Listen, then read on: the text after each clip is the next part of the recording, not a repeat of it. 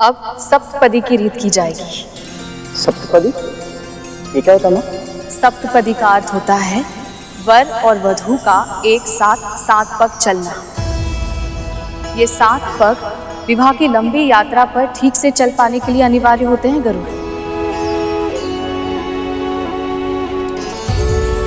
प्रथम पग अन्न की वृद्धि के लिए होता है। अन्न का उत्पादन, अन्न की रक्षा और अन्न का सदुपयोग जो कर सकता है वही सफल गृहस्थ हो सकता है। अधिक पका लेना, झूठन छोड़ना और स्वच्छता का ध्यान न रखना, इन सभी बातों से स्वास्थ्य की हानि होती है। इसलिए आहार की सात्विकता का उचित ध्यान रखना दाम्पत्य जीवन का मुख्य उत्तरदायित्व है। दूसरा पग शारीरिक और मानसिक बल की वृद्धि के लिए होता है। व्यायाम, परिश्रम, उचित और नियमित आहार विहार से तन का बल स्थिर रहता है। अध्ययन और विचार विमर्श से मनोबल बढ़ता है। जिन प्रयत्नों से दोनों बल बढ़े, पति और पत्नी समर्थ, स्वस्थ और सशक्त बने, उनका उपाय सोचते रहना चाहिए। तीसरा पग धन की वृद्धि के लिए होता है। जैसे मुद्रा अर्जित करना आवश्यक है, वैसे ही व्यय की मर्यादाओं का ध्यान रखना दाम्पत्य जीवन का प्रमुख कर्तव्य है। चौथा पग होता है सुख की वृद्धि के लिए। पति पत्नी प्रसन्नचित्त रहे, मुस्कुराने का अभ्यास करें, हंसते हंसाते जीवन व्यतीत करें। सदैव ध्यान रखना, जो संतोष करना जानता है सुखी भी वही रह सकता है।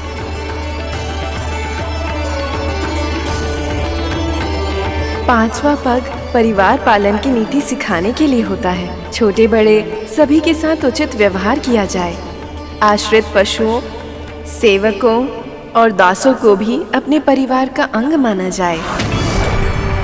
उन सभी आश्रितों की उचित देखभाल, सुरक्षा, उन्नति और सुख शांति के उपाय अपनी पूरी क्षमता के साथ किए जाएं।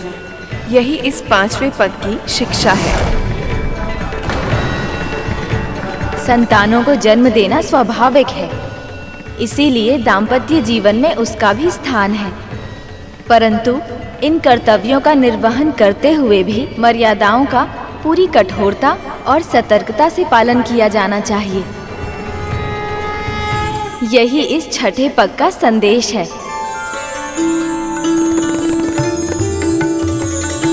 और ये 7वां पग मित्रता को स्थिर रखने और बढ़ाने के लिए होता है। पति पत्नी दोनों ही ये ध्यान रखें कि उनकी ओर से कोई त्रुटि तो नहीं हो रही। साथ ही अगर कोई भूल कर भी रहा हो तो उसका उत्तर कठोरता से नहीं बल्कि सच्चता और सहृदयता के साथ दिया जाना चाहिए। दुष्टों के साथ दुष्टता की नीति सांसारिक व्यक्तियों के साथ एक सीमा तक अपनाई जा सकती है, परंतु अपने साथी का हृदय जीतने के लिए उदारता, सेवा, सौजन्यता और क्षमा जैसे शस्त्र ही उपयोग में लाने जाने चाहिए। सप्तपदी में 7 पग बढ़ाते हुए 7 सूत्रों को आत्मसात करना होता है। इन आदर्शों और सिद्धांतों को यदि पति पत्नी अपना लें और इस मार्ग पे चलने के लिए पग से पग मिलाकर अग्रसर होने की ठान लें, तो दाम्पत्य जीवन की सफलता में संदेह की संभावना ही नहीं बचती।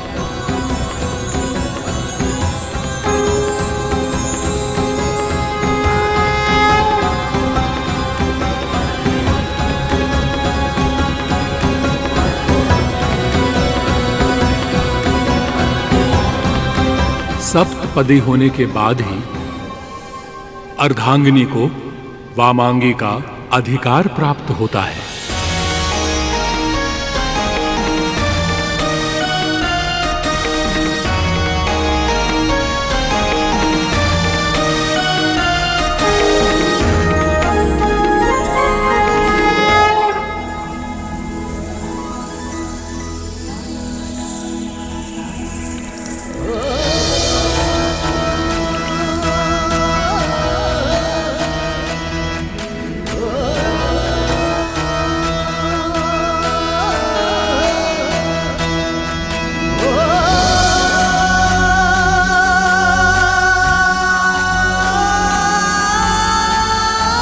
अब देवी लक्ष्मी की मांग में सिंदूर डालने की विधि आरंभ होगी।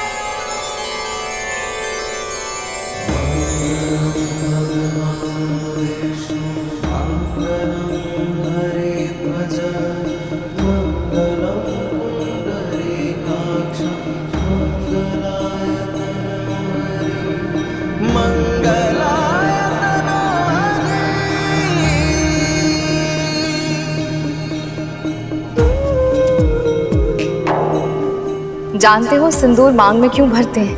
क्योंकि ब्रह्म ज्योतिर्मय है और उसकी ज्योति का रंग लाल है। और ये शुभ इसलिए होता है क्योंकि नारी की मांग ब्रह्मरंध्र के ठीक ऊपर होती है। स्त्रियों का ये स्थान बहुत कोमल होता है, इसलिए यहाँ सिंदूर भरने से स्त्री के तन में विद्युत तरंगें नियंत्रित रहती हैं। सिंदूर दान की इस अंतिम रीति के साथ अब विवाह संपन्न हुआ।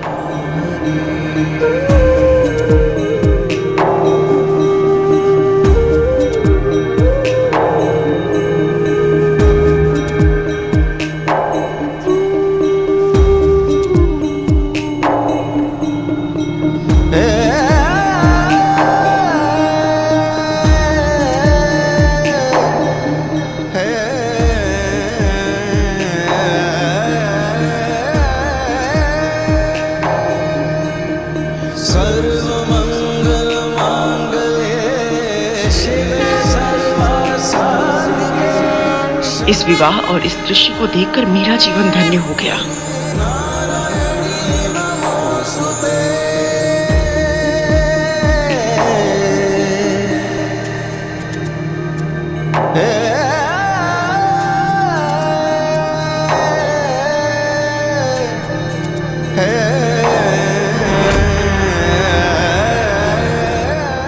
कद्रू, तुम्हारा मुख क्या हुआ?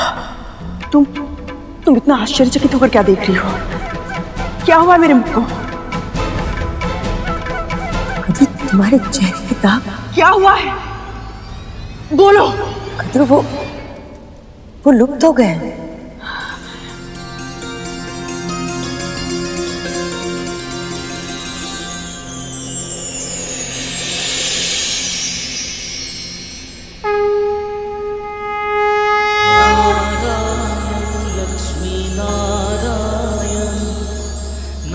धन्यवाद प्रभु विष्णु, धन्यवाद माता लक्ष्मी, आपको कोटि कोटि धन्यवाद।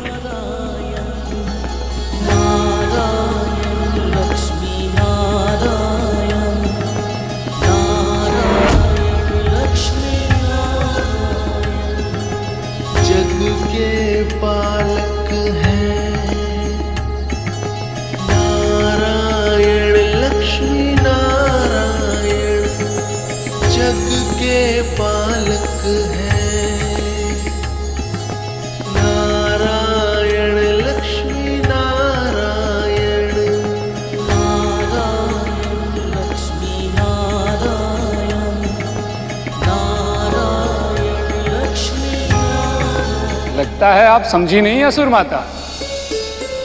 ये महिमा प्रभु विष्णु और माँ लक्ष्मी की है। आज विवाह इनका हुआ है, पर जो अतिथि पूरे मन से सम्मिलित हुए हैं, अब उन सबका कल्याण होगा। नारायण नारायण। सत्य कहा मुनिवर। केवल आज ही नहीं, आज से अनंत काल तक जो भी पूरे मन से और सच्ची श्रद्धा से लक्ष्मी नारायण का ध्यान करेगा, उसके जीवन में सुख, समृद्धि और शांति का वास होगा।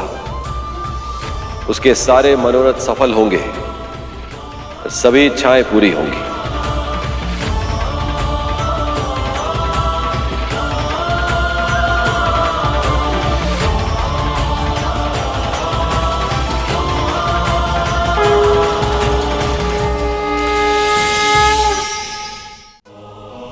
मेरी तो बस एक ही इच्छा है, मेरी संतानों को अमृत मिल जाए और वो सर्वशक्तिमान बन जाए।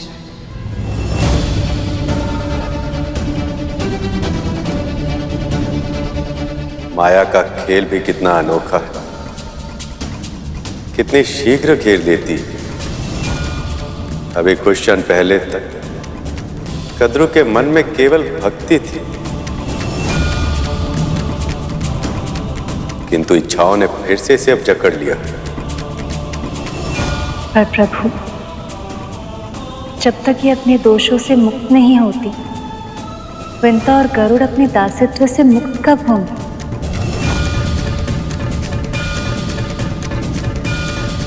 शीघ्र होगा।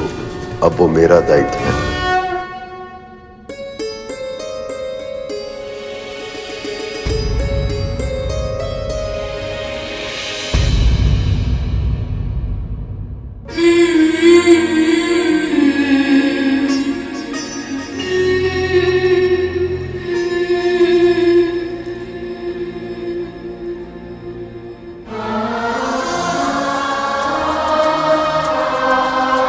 रो क्यों रहा है तू? मुझे दासी के इन वस्त्रों में देखकर ये तो होना ही था ना गरुड़। परंतु क्यों मां?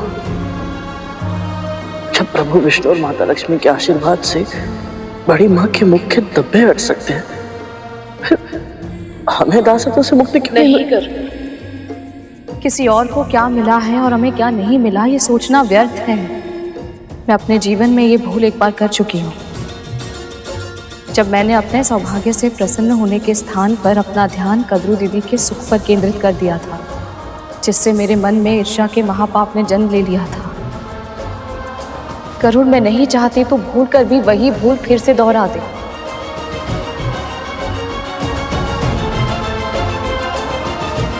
आप सही कह रही हो। तू चिंता मत कर गरुड़, मुझे पूरा विश्वास है जिस तरह भगवान दत्तात्रेय की कृपा की वर्षा मां पर हुई है, उसी तरह प्रभु विष्णु और मां लक्ष्मी की कृपा भी आप पर होगी मां। उनकी कृपा का आशीर्वाद तो मुझे पहले ही मिल चुका है अरुण। इतने अच्छे, इतने संस्कारी दो पुत्र जो दिए हैं उन्होंने मुझे। अपने पुत्रों के अच्छे कर्म और सेवा का फल ही तो है, जिसके कारण मैं इस पवित्र समारोह में सम्मिलित हो पाई हूँ। यहाँ इतना सम्मान, इतना अपनापन मिला है मुझे। ये सब केवल इस जन्म में ही नहीं, आने वाले हर जन्म में मुझे सुख देने के लिए पर्याप्त है। अब और मुझे कुछ नहीं चाहिए।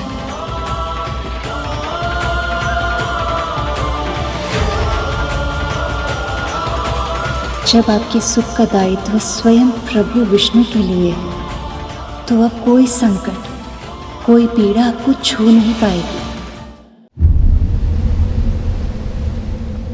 प्रभु, विदाई के इस भावुक क्षण में हम दोनों की ओर से एक छोटा सा उपहार स्वीकार कीजिए।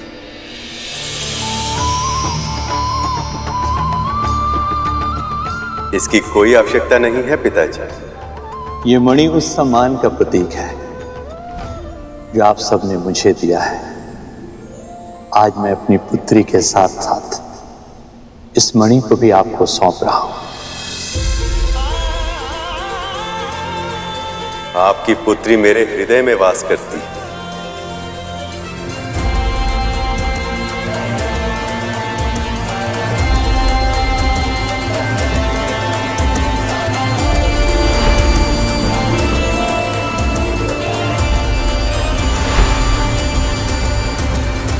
इसलिए आज से इस मणि को मैं अपने हृदय के निकट धारण करूंगा, ताकि देवी लक्ष्मी को अपने माता पिता की निकटता का आभास सदैव होता रहे।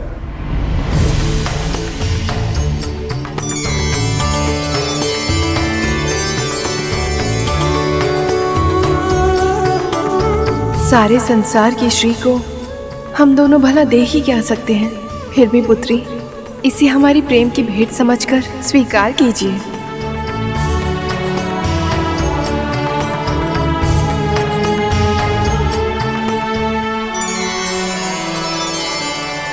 बड़ी विचित्र बात है ना, सारा संसार जिस लक्ष्मी देवी को पाने की चेष्टा करता है, आज मैंने उनका कन्यादान किया है।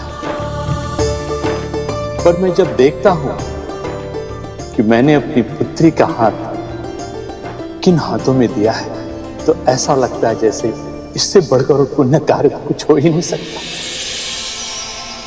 अपनी पुत्री का घर से जाना किसी को अच्छा नहीं लगता, पर मैं लक्ष्मी भी हूँ और जाते जाते मैं इस घर को कुछ देना चाहती हूँ।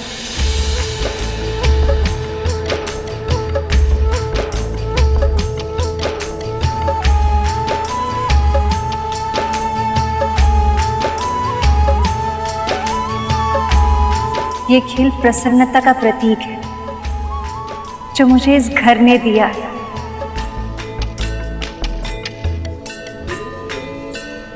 पत्नी होने के नाते मुझे आगे बढ़ना है, किंतु पुत्री होने के नाते मैं यहाँ प्रसन्नता बिखेर के जाना चाहती हूँ।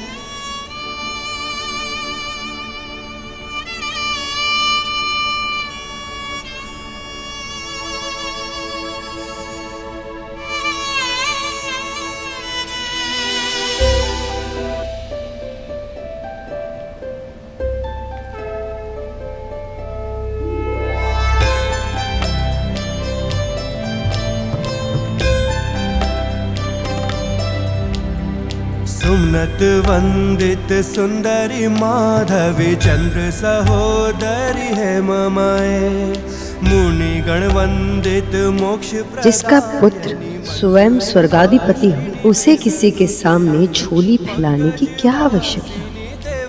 पूजित सद्गुण वर्षिणी शांति युते जय जय हे मधुसूदन कामिनी धन लक्ष्मी रूपेणा पालय मां श्लो अष्टलक्ष्मी नमस्तुभ्यं वर्ग काम रूपिणी विष्णु वक्षः स्थलारूढे भक्त मोक्ष प्रदायिनी जगन्मात्रे च मोहिन्ये मंगलम शुभ मंगलम।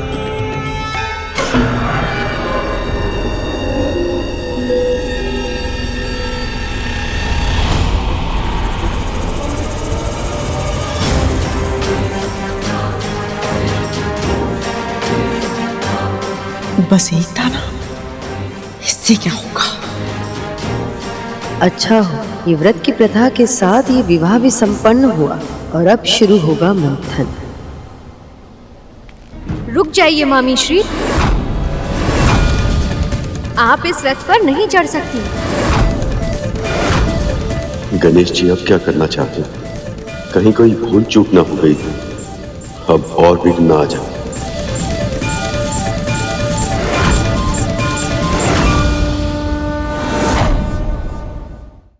क्या हुआ गणेश? तुम्हारा और तुम्हारे मूषिकों का पेट नहीं भरा क्या?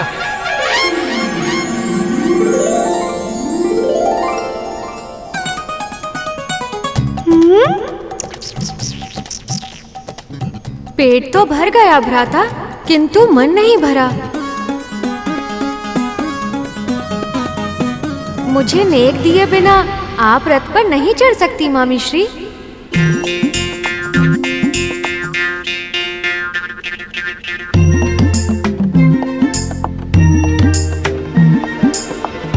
स्वामी, अभी तो आपने वचन दिया था कि सारी परिस्थिति में आप मेरे साथ रहेंगे, और अभी आपने मुझे अकेला छोड़ दिया। मैं आपके साथ ही हूं देवी, और सदैव आपके साथ रहूंगा। किंतु छोटे भांजे ने आपसे नेक मांगा है, ये उसका अधिकार है, ये तो आपको अवश्य देना होगा।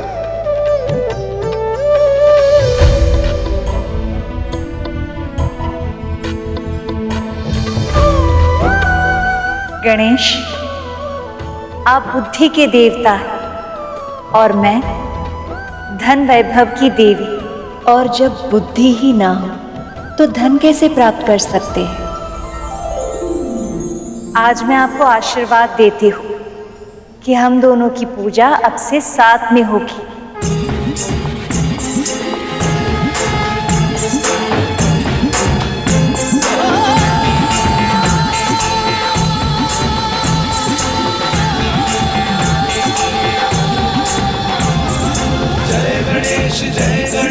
जो हम दोनों का स्मरण साथ में करेगा वो ज्ञान और सफलता दोनों पाएगा, सदैव सुखी रहेगा।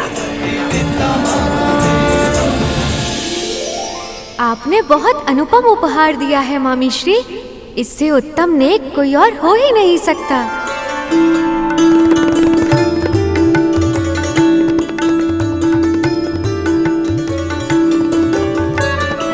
आइए देवी।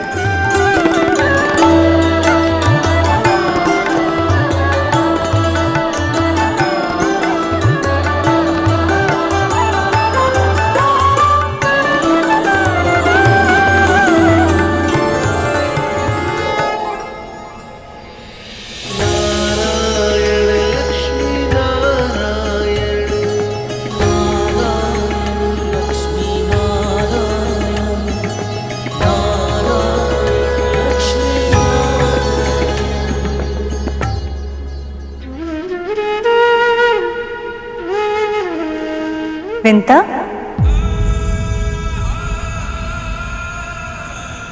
तुम वहां क्यों खड़ी हो? तुम्हें हमारे साथ वैकुंठ चलना है। मैं वैकुंठ, प्रभु विष्णु के धाम?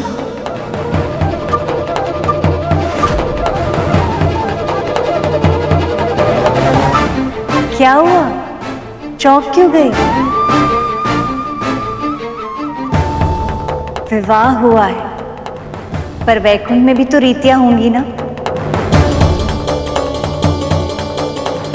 जिस प्रकार इतने अच्छे से तुमने मेरी यहाँ सहायता की, वहां वैकुंठ में भी तो करोगी ना। सदैव विंता को मुझसे अधिक महत्व मिलता है।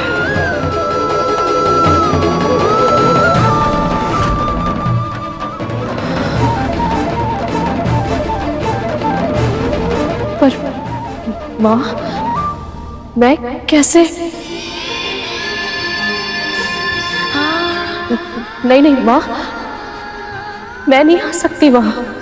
विंता, मैं स्वयं तुम्हें मेरे साथ वैकुंठ चलने के लिए कह रही हूँ और तुम मना कर रही हो। मेरे कहने का अर्थ ये नहीं है माँ, पर मैं कैसे? देवी विंता, वैकुंठ की स्वामिनी ने स्वयं आपसे साथ चलने का आग्रह किया। आप इनका आदेश टाल नहीं सकती।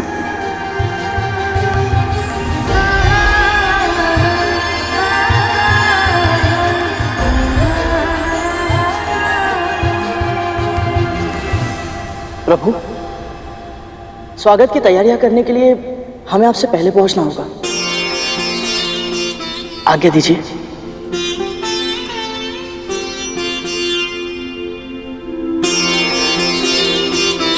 चलिए मां।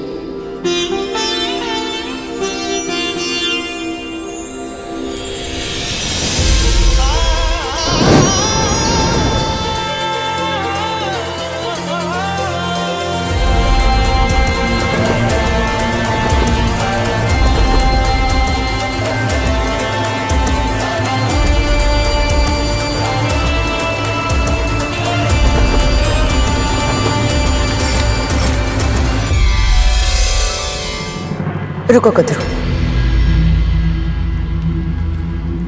वैकुंठ जाने का विशेष निमंत्रण सिर्फ विंता को मिला है, तुम्हें नहीं।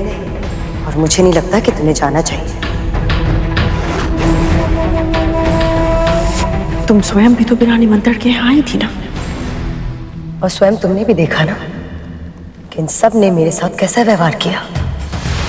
इन सब ने मेरी उपेक्षा की है, पर मैंने कैसे भी करके अपने क्रोध पर नियंत्रण कर लिया।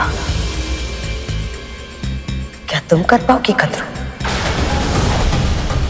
वैकुंठ में जाकर अगर तुमने विंता के लिए कुछ भी बुरा कहा या सोचा, तो ना जाने परिणाम क्या होगा।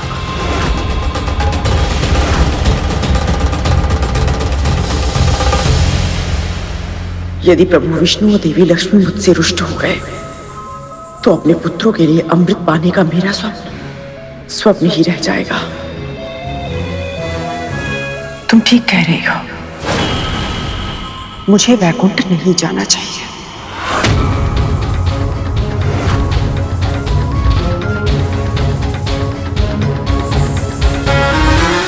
तू जितना उड़ना चाहती है विंता, उड़ ले।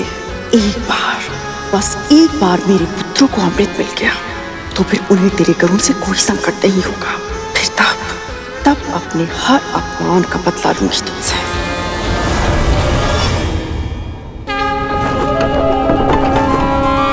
अद्भुत, अविश्वसनीय, कितना सुंदर है ये लोग।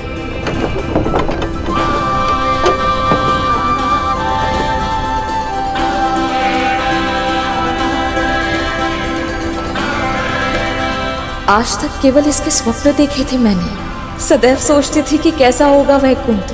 अपनी कल्पना से इसके भित्ति चित्रों में रंग भरती थी, पर यह स्थान तो मेरी कल्पना से भी परे है गरुड़। मैं साक्षात वैकुंठ की यात्रा कर रही हूँ। ये सब तेरे कारण ही संभव हुआ है पुत्र।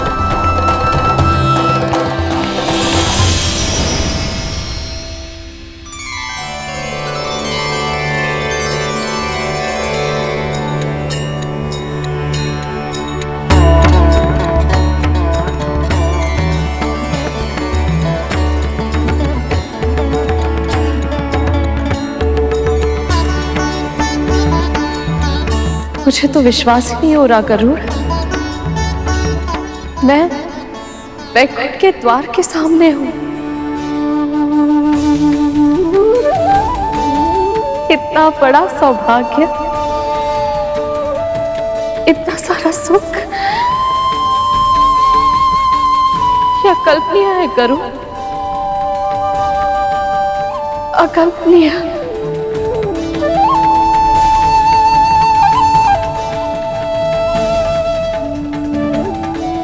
विंता, आओ आओ। अच्छा हुआ तुम तनिक पहले ही आ गई। एक बार तुम भी देख लो, गृह प्रवेश की कोई सामग्री छूट तो नहीं गई? मैं? हाँ, मैं कैसे देखूं? अरे चलो भी।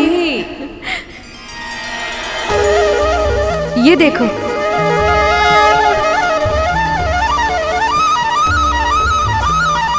देखो ना विंता, कोई सामग्री छूट तो नहीं गई?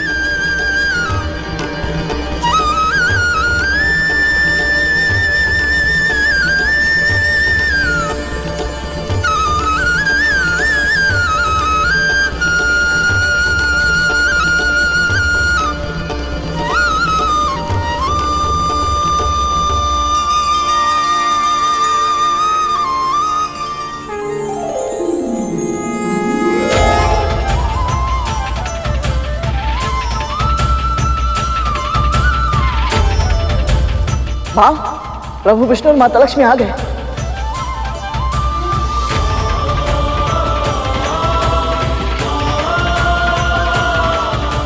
मुझे सदा से ज्ञात था कि समुद्र मंथन कराने से हमारा मिलन अवश्य होगा, और आज आपको अपने साथ वैकुंठ लाते हुए मेरे सारे प्रयास सफल होने का अनुभव हो रहा है मुझे।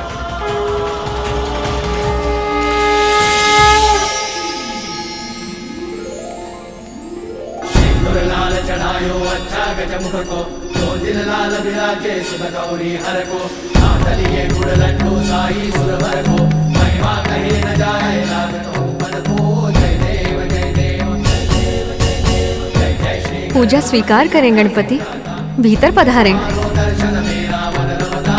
जय देव जय देव।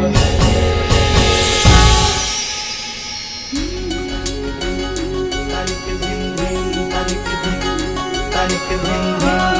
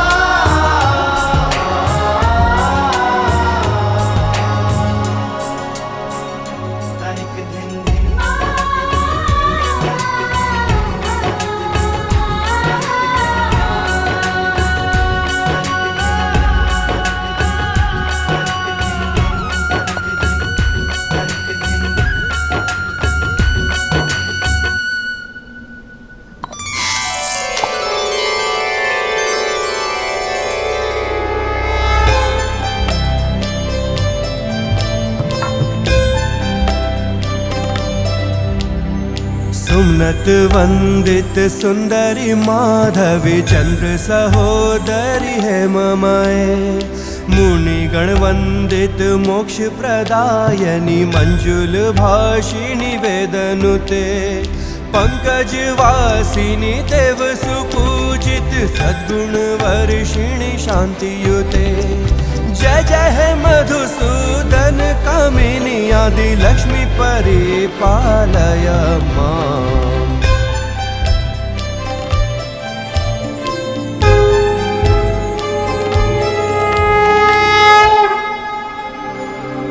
माँ अरुंधति, माँ अनुसुया, जिस आत्मीयता से आपने मेरा स्वागत किया उससे मैं अभिभूत हो गई। गरुड़,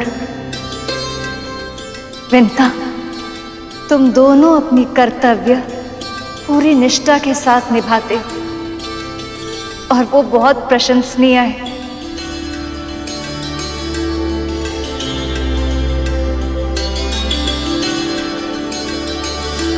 और सबसे अधिक धन्यवाद मैं आपको कहना चाहती हूँ स्वामी।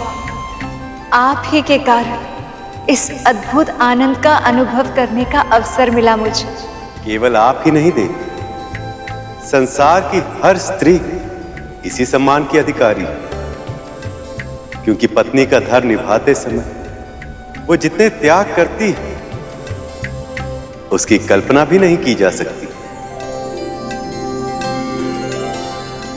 मेरे सखा ने बिल्कुल सत्य कहा है देवी।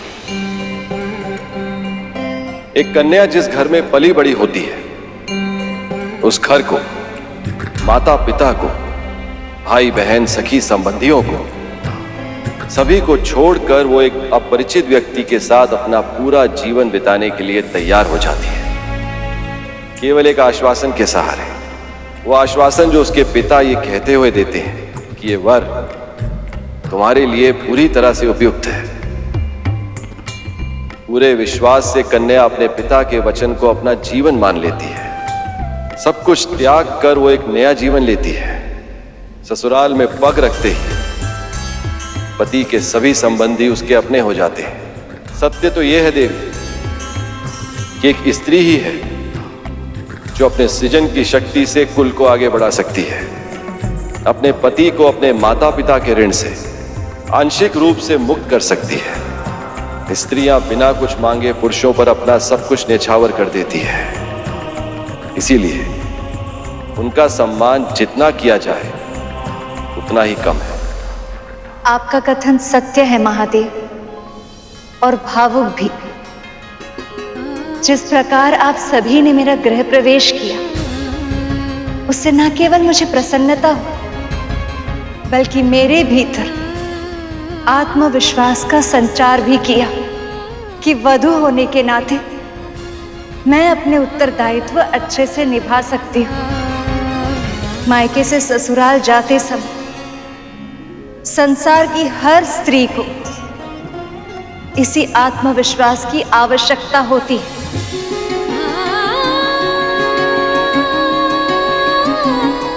इसलिए मैं ये संकल्प लेती हूँ स्वामी, आज से जो भी परिवार अपने बहू का गृह प्रवेश इन सब संस्कारों के साथ करेगा, मैं स्वयं उस स्त्री के भीतर स्थिर निवास करके उसे गृह लक्ष्मी बनाऊंगी। उसके शुभ हाथों से हल्दी के छाप उस घर के कष्ट और रोगों को मुक्त करेंगे। अक्षत बिखेरने से उस घर में संपन्नता और प्रसन्नता बिखरेगी, और आलते से रंगे हुए उसके पदचिन्ह उस घर को धर्म और सफलता का मार्ग दिखाएंगे।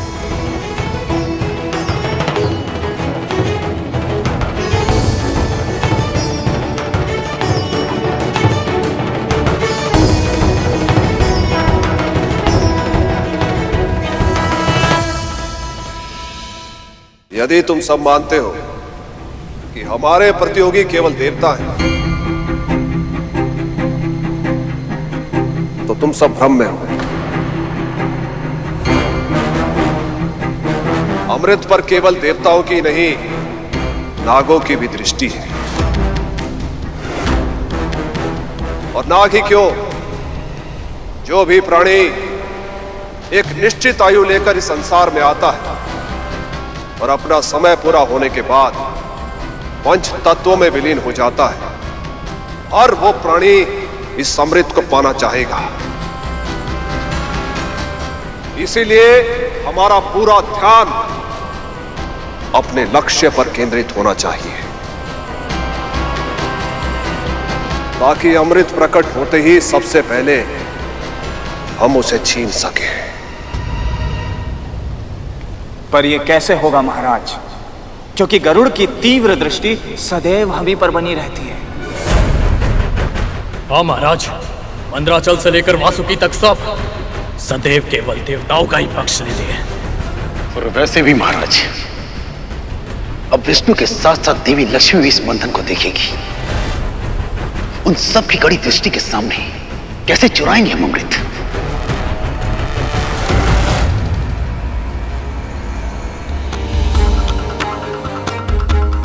नारायण नारायण।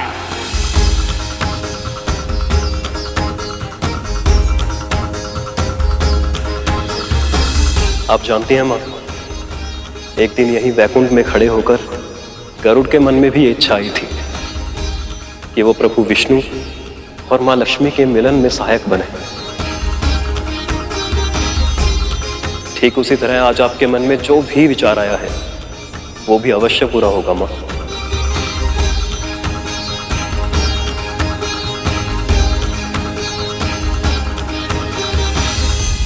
वैसे सखी, जब से आपने स्वयंवर में नारायण को चुना है तब से मेरे भीतर एक प्रश्न उमड़ रहा है। कहाँ तो आप मृगनयनी, मनमोहक लाल गालों वाली रूपमती देवी, और कहाँ ये नारायण जो कभी तो सलोने दिखाई देते हैं और कभी सांवला श्याम रंग धारण कर लेते हैं। आप कमल पुष्प पर विराजती हैं और ये विशाल सर्प पर।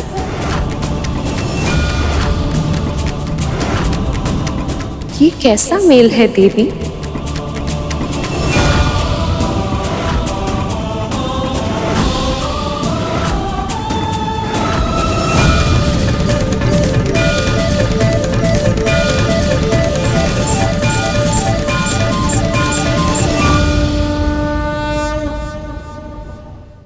माँ पार्वती, आप प्रभु के बारे में ऐसा कैसे कह रही हैं? और क्यों?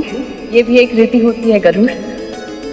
नंदे और भाभियां नववधू से उपहास करती हैं ताकि उसे ससुराल में हिचकिचाहट ना हो और वो अपने मन की बात सबके सामने रख पाए।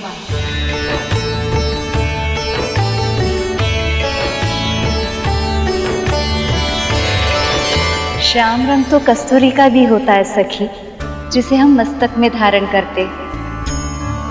मेघ भी तब वर्षा करता है जब उनका रंग श्याम हो।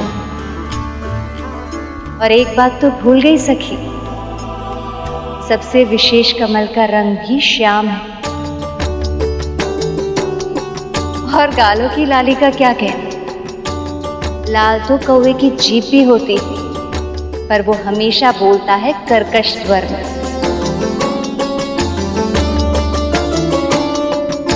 इसलिए ये मेल अनमोल है।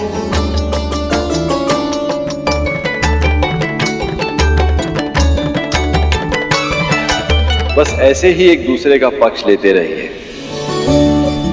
एक दूसरे का साथ देते रहिए। चलिए, ये रीति भी पूरी हो गई। अब प्रथम रसोई की रीति भी कर लेते हैं। अभी लाई।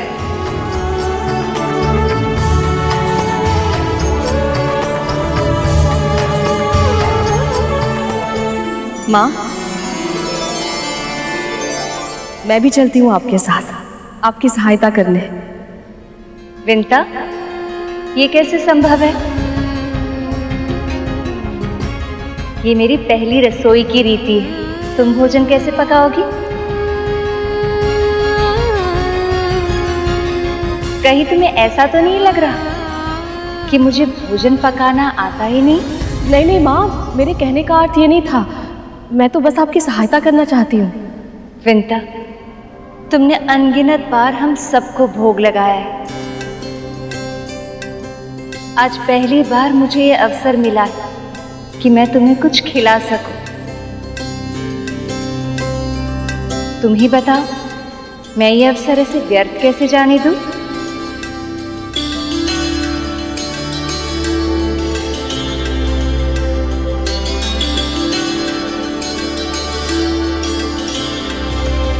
माँ लक्ष्मी रसोई में कार्य करके पकवान बनाए और मैं उन्हें ग्रहण करूं, जो कभी स्वप्न में भी नहीं देखा था, जिसकी कल्पना भी नहीं की थी, वो सत्य हो रहा है गरुड़। भगवान को भोग लगाकर जब मन को इतनी प्रसन्नता मिलती है तो उनके हाथों से भोग खाकर तो ये जीवन तृप्त हो जाएगा पुत्र।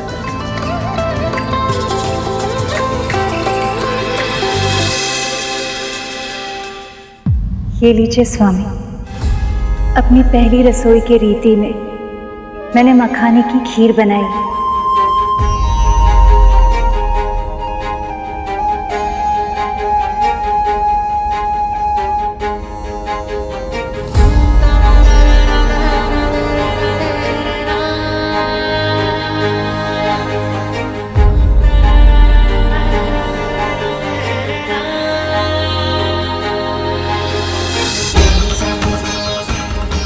सब खा क्यों नहीं रहे?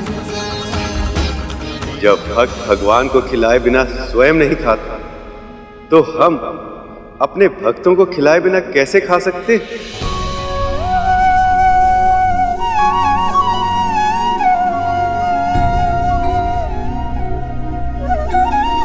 खाइए दे।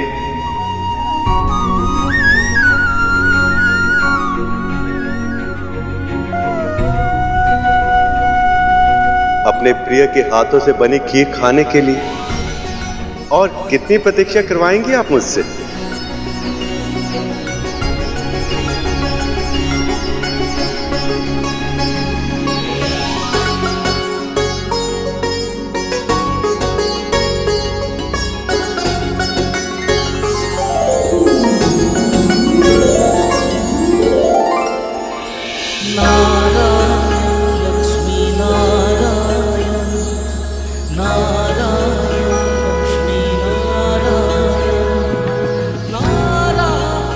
यदि बड़ी माँ यहाँ होती तो देखती कि मेरी माँ किस सम्मान के योग्य है।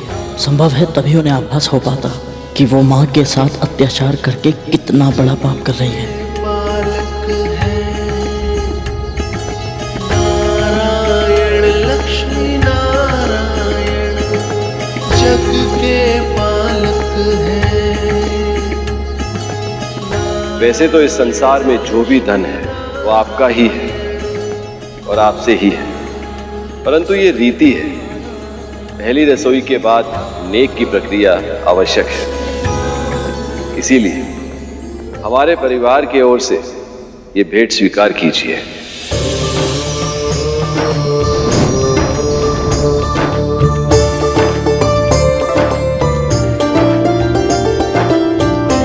जन कल्याण का साक्षात स्वरूप है आप दोनों।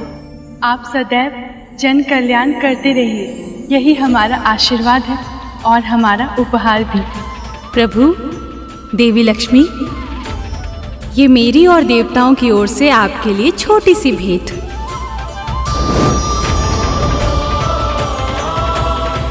मैं प्रभु विष्णु और माता लक्ष्मी को क्या भेंट दूं? अब हमें प्रस्थान की आज्ञा दीजिए।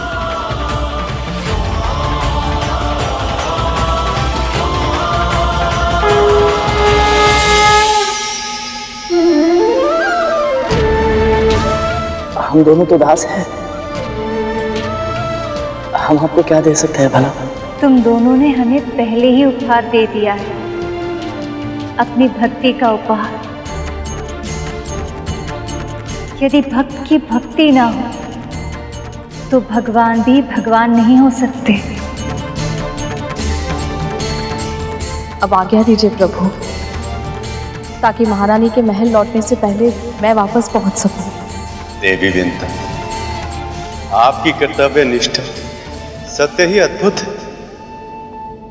प्रस्थान कीजिए।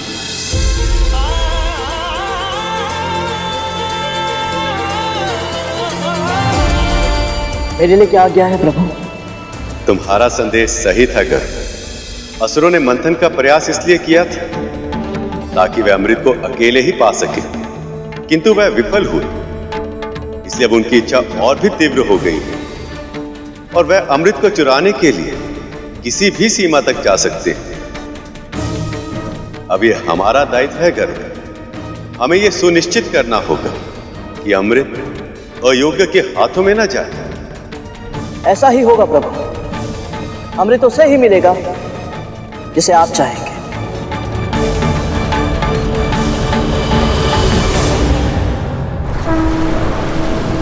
मदना मदना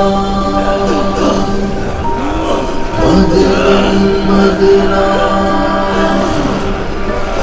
सागर मदना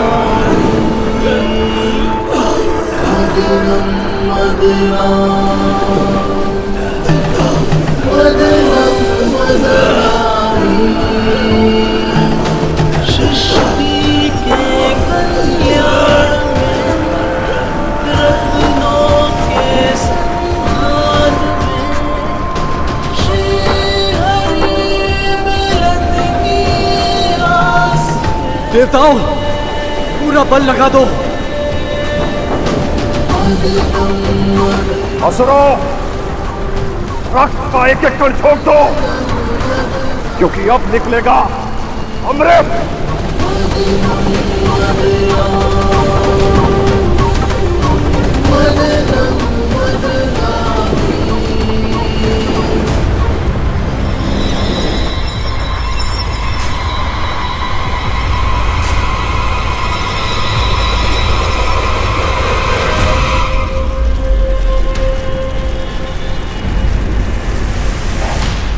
ये दुर्गंध कैसे?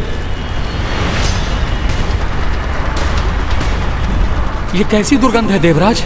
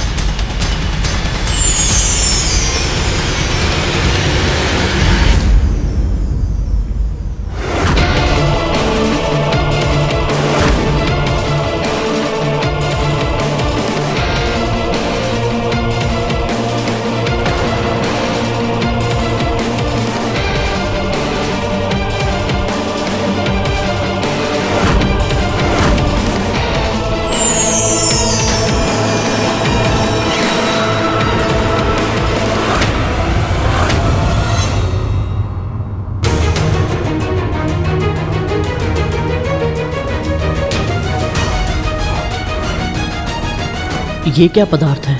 ये क्या लीला है प्रभु? इस पर तो केवल हम असुरों का ही अधिकार होगा।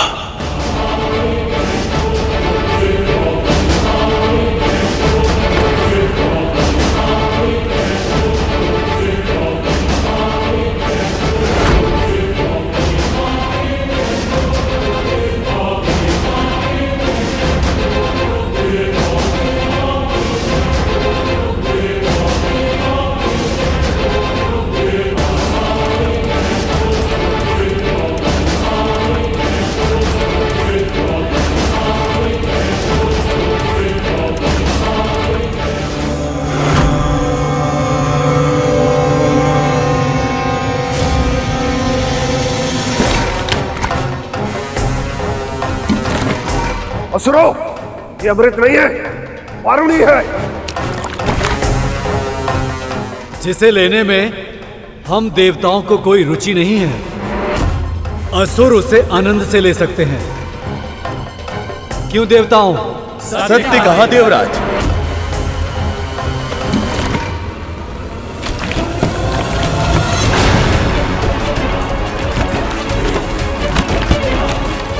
देखिए प्रभु, देवताओं ने अपनी सूझबूझ से इस समस्या को टाल दिया।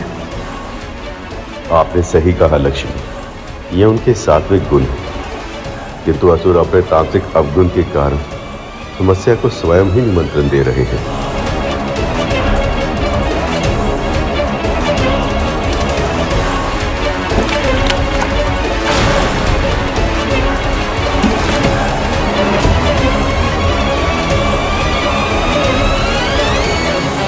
सारा पान तो अकेला कर जाएगा और हम मुंह देखते रहेंगे।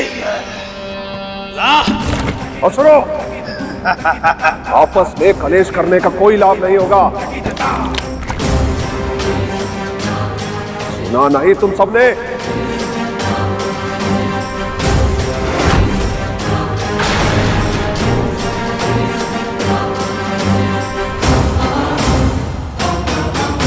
महाराज बलि का भी आदेश नहीं मान रहे। ये वस्तु क्या है प्रभु? ये कौन सी वस्तु है जिसने असुरों को भी उन्मत्त कर दिया है? ये वारुणी है गरुड़। मदिरा संसार के सबसे आकर्षक, सबसे नशीले द्रवों अर्थात पेय पदार्थों में से एक है यह। व्यक्ति के मन की सभी दुविधाओं, सारी हिचक को दूर करता है ये। संसार के सभी कष्टों और कठिनाइयों को भुला देता है ये। जो भी इसका पान करता है उसे परम आनंद की अनुभूति कराता है ये द्रव्य। प्रभु, यदि ये द्रव्य इतना आकर्षक है तो फिर देवताओं ने इसकी एक भी बूंद पाने में तनिक भी रुचि क्यों नहीं ली? ऐसा इसलिए शेष, क्योंकि एक बार जिसने भक्ति के आनंद का आभास किया हो, उसे परम आनंद के लिए मदिरा जैसे इंद्रियों को शिथिल करने वाले और विवेक का नाश करने वाले मादक पदार्थों की आवश्यकता नहीं होती। संसार में ऐसा भी कुछ है जो असुरों को अमृत में बुला दे? ये तो मैं सोच भी नहीं सकता था माँ। मदिरा के अतिरिक्त एक और ऐसी मादक वस्तु है जिसे देखते ही दानवों के साथ साथ देव भी अपना सद्बुद्ध खो जाते हैं। जो देवताओं को भी अपने प्रभाव में ले ले, वो वस्तु तो मदिरा से भी अधिक मादक हुई माँ। मदिरा से भी अधिक मद भरी ऐसी कौन सी वस्तु हो सकती है माँ? प्रभु, इस विषय में आपसे अधिक कौन अच्छे से समझा पाएगा, क्योंकि आने वाले समय में आप मोहिनी अवतार धारण करने वाले हैं। वो वस्तु है स्त्री की आंखें।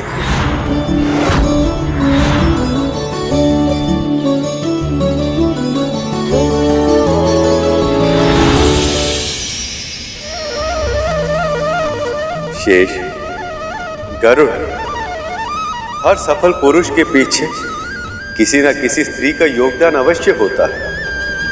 स्त्री की शक्ति की कल्पना भी नहीं की जा सकती। यदि स्त्री चाहे तो पुरुष अपने उद्देश्य पर ऐसे ध्यान केंद्रित कर सकता कि वो कभी भटकता नहीं। और यदि स्त्री चाहे तो पलक झपकते ही पुरुष अपने लक्ष्य को भूलकर उसकी मद भरी आंखों में खो सकता है।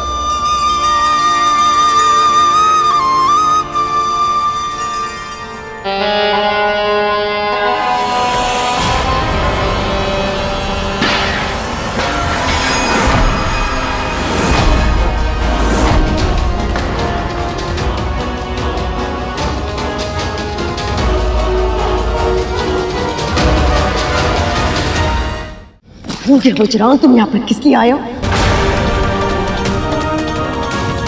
हाँ?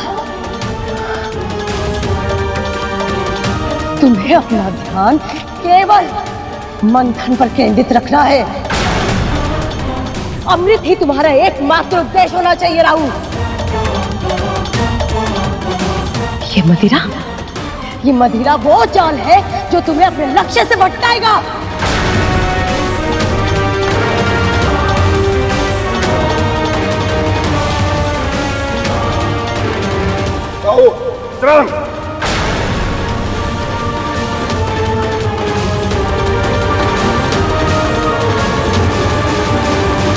जब अमृत प्रकट होगा, तुम दोनों केवल उसे देखोगे, उसे सोचोगे, उसी का ही विचार करोगे।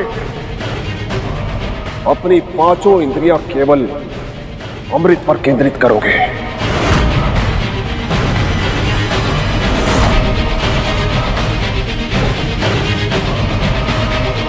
यदि तुम इस योजना में असफल हुए तो हमारी योजना भी असफल हो जाएगी। स्मरण रखना।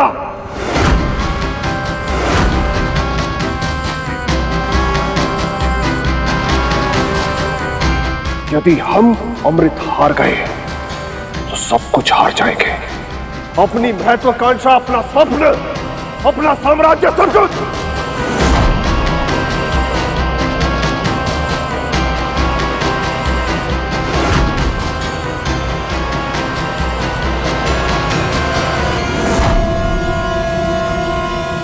हम समझ गए महाराज। अब आप जो कहेंगे महाराज, बस वही होगा। चलो।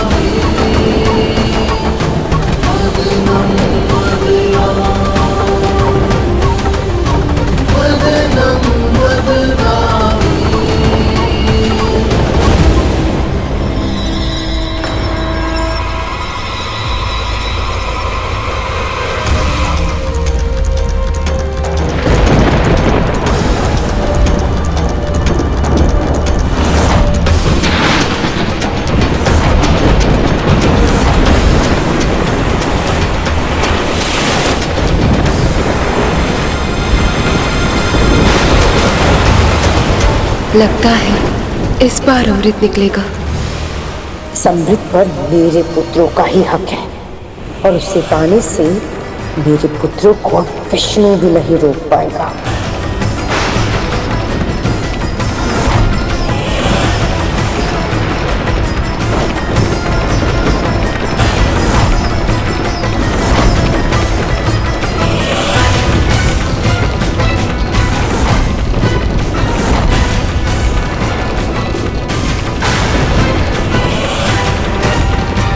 देवराज, अमृत के आने पर इस प्रकार का प्रलय संभव नहीं।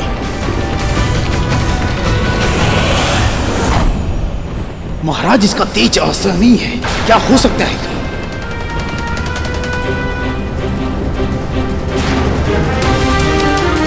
आखिर ये क्या वस्तु है जिसके प्रकाश से सभी विचलित हैं? हे प्रभु, मंथन से निकली ये वस्तु पूरे संसार में प्रलय ला रही है। इसे धारण करने वाले पक्ष कौन होगा, देवता या असुर?